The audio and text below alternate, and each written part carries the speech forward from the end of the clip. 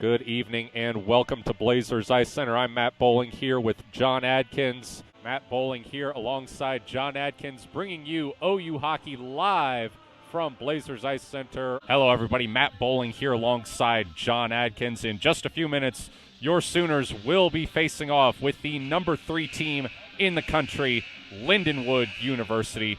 Puck comes back to Gebhardt. He'll take it into the offensive zone. Gebhardt right in front. Denied by Babb. Rushing. Bickford, one-timer. He scores!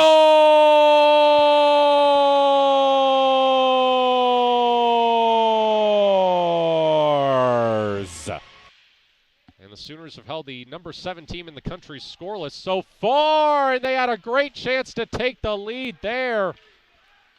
But Zach Pard got tangled up in the slot.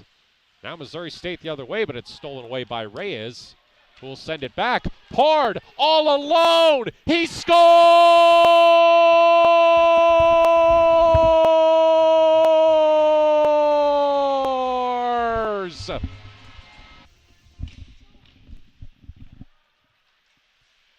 Well, if you feel the booth shaking, that's because our producer Caleb Shaw, an avid NC State fan, is jumping for joy as the Wolfpack have knocked off Clemson in overtime.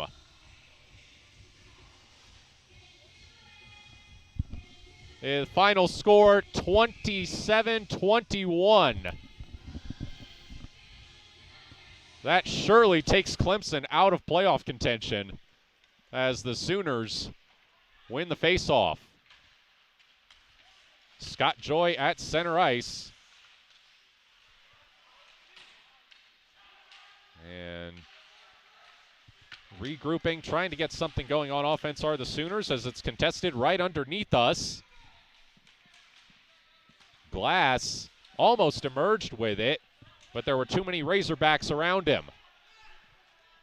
It's sent back down where Joshua Gotti will recover it behind the net and give it to Swearingen. Again, sent up into the neutral zone. McAtee, whoa, that one was hot. You could hear that one thumping the rafters as it deflected off the stick of Zach Wilson and out of play. I mean, that thing has some authority, too. Maybe this air duct above us that's not ever visible can kind of come to our defense, hopefully.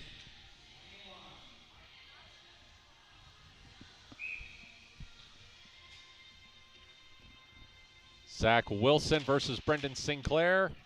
They're in the neutral zone faceoff, and the Sooners take possession.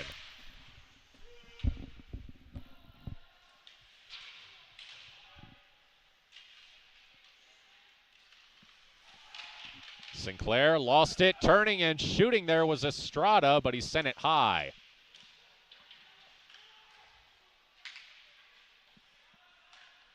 Arkansas at the point, long shot, rebound, quickly covered by Culbertson Bond.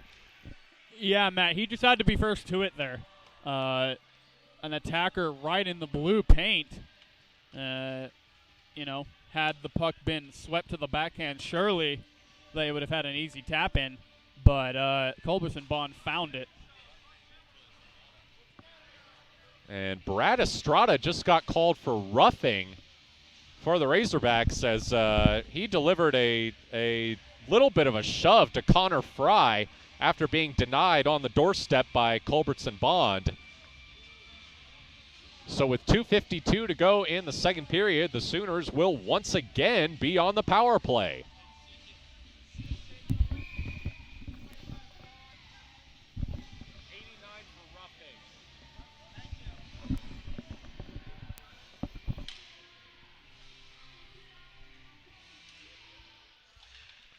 Glass wins the power play face-off in the offensive zone. Bickford, long shot, they score!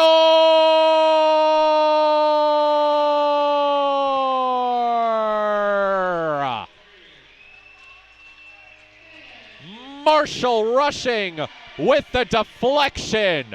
2-0 Sooners. And Matt, Marshall rushing, I mean, I've been most impressed with him since the puck drop of game 1. The Seniors get the puck into the hands of who else? Number 24, Cameron Bickford. You put the puck on and good things happen. All four Zebras come together to talk about the call that has now put the Razorbacks down 2-0. As there's a lot of conferring in front of us here, Matt, but don't think it has anything to do with disallowing the goal.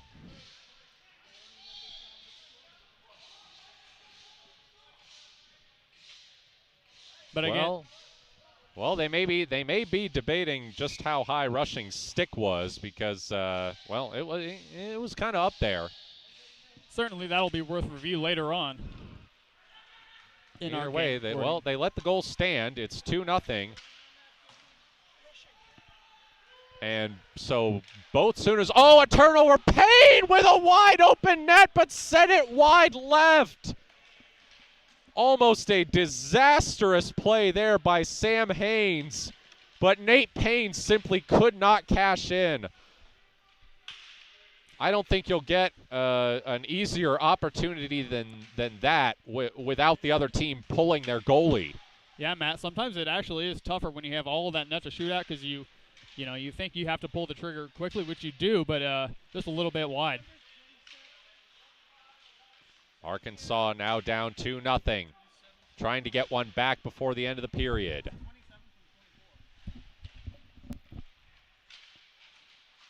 Payne shovels one up.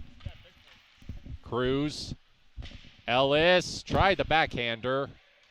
Not on target.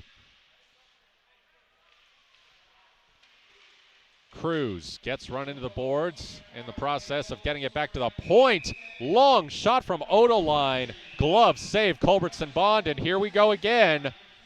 Man, I'm not sure how Culbertson Bond found that. I mean, the puck comes in at such a quick rate, and to track it through all those bodies, that's that's the nature of the position. But I mean, no rebound. Certainly been a terrific go so far for the Sooners netminder. As Cale Core is headed to the box. All this we're not sure what for.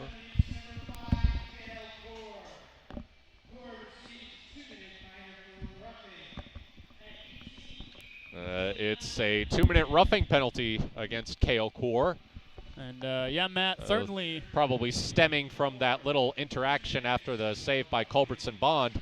So the Razorbacks will be on the power play as McAtee with the shot blocked by Reyes. McAtee gets it back. Tries to create some space. Moves in. Gives it to Wilson. Gets it back. They score. Cameron McAtee. And the Razorbacks do pull one back on the power play. Matt, I was just about to say, that's what the danger of engaging the other team after the whistle. You don't really gain a whole lot from it. And Arkansas gets that goal back. Certainly the Sooners coaching staff is going to want to touch on that in the intermission. I was going to say regardless of the outcome, but certainly now, as we have the Hogs on the board. Cameron McAtee,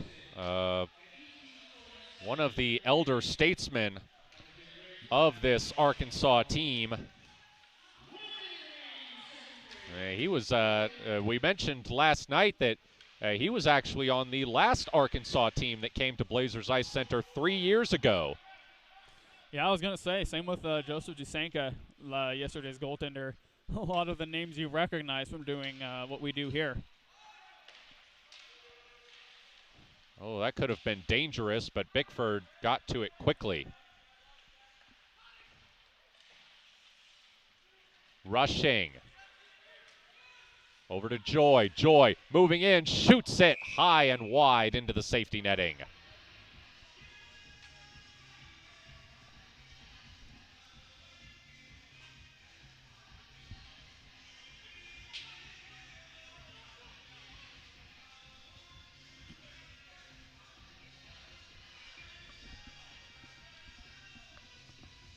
Nate Payne lines up to take the offensive zone faceoff for Oklahoma. His opponent, Kyle Patterson. Sooners win that one, and Lane with a shot. Blockered aside by Haynes. Here comes Odeline with it. He sends it on ahead off the glass. Gets to it in the far corner. Odeline still fighting for it. Just a few seconds to go. Bickford, and that will do it for the second period. Sooners still with a 1-goal lead, but both teams have scored here in these past 20 minutes. It is shaping up to be a thrilling Saturday afternoon of hockey here at Blazers Ice Center as we've still got the third period to go. Yeah, Matt, you can tune into ABC for OU football versus West Virginia starting about now. We'll see you in about 10 some odd minutes with the intermission report, but certainly a lot to talk about here. Absolutely, absolutely. Well, we are going to take a break. Matt Bowling here alongside John Adkins. You're watching OU Hockey on Black Dog. All right, Matt Bowling down here with Paulo De Sousa, number 88, the Sooners captain. Now, Paulo, just a dominant weekend for you guys overall. Outscored Maryville 12-2 over 6 periods of hockey. What's your biggest takeaway from this weekend? We really wanted to bring a lot of intensity. We wanted to get pucks deep. We wanted to work them down low. I feel like we did a really good job of that. Don't get me wrong, they were a great team. They pressured hard. They worked hard, but we just want to get pucks to net, get some rebounds, get a couple goals early, and then kind of build off that. Now, yesterday you guys led wire to wire, but today you found yourselves down early as Maryville scored the first goal. How you as a captain, how did you kind of pick the team up after that? The good thing about our team this year is it's not one person that's got to pick everyone up. We're on the same page. As you may know, being with us for a couple of years, last couple of years sometimes we give up a goal and kind of just fold, kind of just toss in the towel, and we responded in a couple of minutes, got one, got two, got the momentum back, and that's what we got to bring that the rest of the season, and I'm sure we'll have a good one. You had some pretty good success on the power play today, as well as the penalty kill. How are you guys feeling about the special teams? Special teams is pretty good. I think we had a couple goals. We had a lot more chances than I think we had goals, which is good. We're building, kind of feeding off momentum, trying to get some positive vibes on the power play, get to feel the puck. Sometimes the ice is kind of choppy, bumps here and there, but we got to keep it simple, get pucks to the point, shots to net, and crash the net, and get 30 goals a goal. So we'll take any of them. You've got your first conference series in 2 weeks. Arizona teams coming in here. What's the biggest thing you have to work on in that time period to get ready for those guys? I think it's going to be a tough weekend. Every time we play, ASU and U of A, it's always a good battle. They've gotten better as the years have gone. Past, and they got a good incoming freshman class. They got good sophomores. They're a good team. They work hard, and we split a couple of series over the last 2 years. So, when they get in here, we're going to show them that it's our barn. We're here to play, and we're going to give them the best we got. Thanks, Paulo. Thank you.